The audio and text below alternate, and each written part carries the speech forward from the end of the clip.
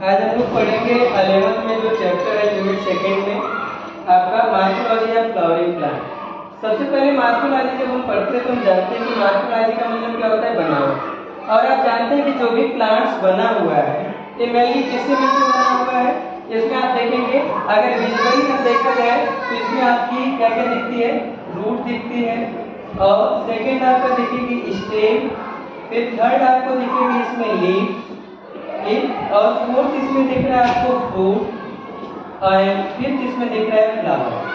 लेकिन आप ये भी जानते हैं कि ये जो सारी संरचनाएं फॉर्म हुई हैं ये किससे फॉर्म हुई है, जो एक पार्टिकुलर पार्ट है जिसे हम कहते हैं सीड। और आप जब भी मार्फोलॉजी पढ़ते हैं तो हम इसके रूट के बारे में, स्टेम के बारे में, लीफ के बारे में क्या करते हैं, अध्ययन करते हैं। तो आप ध्यान से देखेंगे अगर मैं कह रहा हूँ कि ये सारी की सारी संरचनाएं फॉर्म हुई है किसी न किसी सीड से, तो आप सीड में देख रहे हैं कि जो सीड होती है इसमें से ये जो आपके शूट और रूट का फॉर्मेशन होता है, और रेडिकल से राइज होती है आपकी, जो रेडिकल उससे रूट से राइज होती है, और इसके अलावा शूट से आपकी स्टेम राइज होंगी। तो आप यहाँ पे ध्यान से देखेंगे जो रूट राइज हुई है, जितना ये रूट आपका डीप में जाती है यानी जितनी हाइट रूट की बढ़ती जाती है, ठीक उसी तरीके से आपके हाइट में भी ग्रो करती रहती है। और आप ध्यान से देखेंगे जब हम डिस्कस करते हैं रूट के बारे में, स्टेम के बारे में, लीफ के बारे में, फ्रूट और फ्लावर्स के बारे में पढ़ते हैं, तो आप जानते होंगे कि जो रूट्स होती है,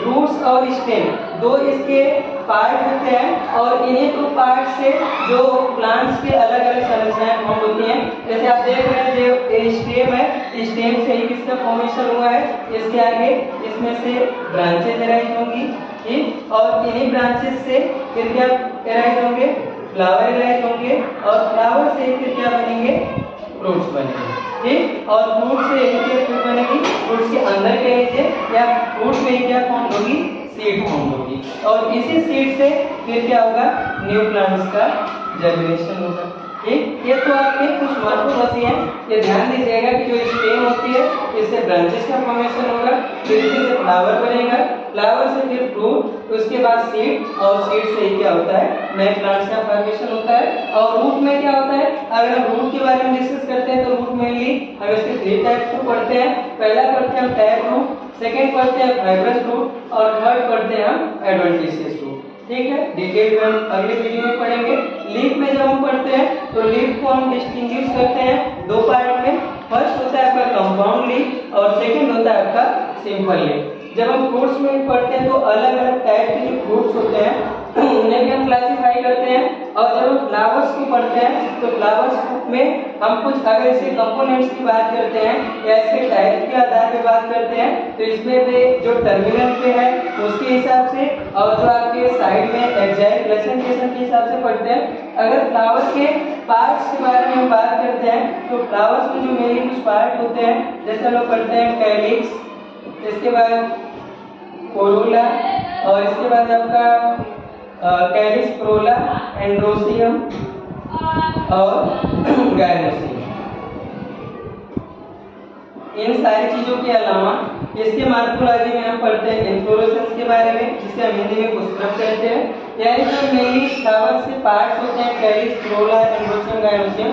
आप देखेंगे कि कोई फ्लावर होता है जिसका कलर्ड पार्ट होता है, उसका क्या होता है, कलर्ड पार्ट को कहते हैं कोरोला, और उसके नीचे जो ग्रीन कलर का पार्ट होता है जो कवर करता है सारे पेटल्स को, उन्हें क्या कहते हैं, कैलिक्स कहते हैं। और एंड्रोसियम जो होता है ये आपका मेल पार्ट होता है, और जो गायनोसियम होता है वो फीमेल पार्ट होता है। और मेल पार्ट में आप जानते हैं क्या क्या आता है, एंथर आता है और स्टेमन आता है, जबकि फीमेल पार्ट में आपका क्या क्या आता है, स्टिग्मा, स्टाइल और ओवल।